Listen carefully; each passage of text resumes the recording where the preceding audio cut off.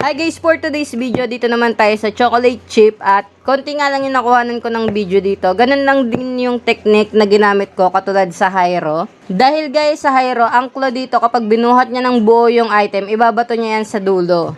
Kaya yung target natin dito ay yung mga kanto-kanto lang para makakuha tayo ng mga items. Ito hindi masyado nakuhanan ng video pero nalaglag na yung item at ayan, nakaisa na ako.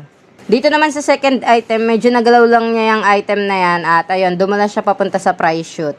Bali, pangatlong try ko na to nung nakuha ko yung item na to. Dito naman sa pangatlong item, ayan, makikita nyo yung tinatarget ko dito ay yung kanto lang at unti-unti siyang binubuhat papunta sa prize shoot. So, ayan, nakailang try din ako dito bago ko to nakuha. Tapos, yung ibang item na nakuha ko ay hindi na nakuha na ng video dahil na full na ang memory ng aking cellphone. Bali, 7 lahat ng nakuha kong chocolate chip sa machine na to at ayun lang guys. So, ayun guys, follow na kayo for more claw machine videos and para updated na din kayo sa mga susunod pa nating claw machine game. Thank you for watching and goodbye!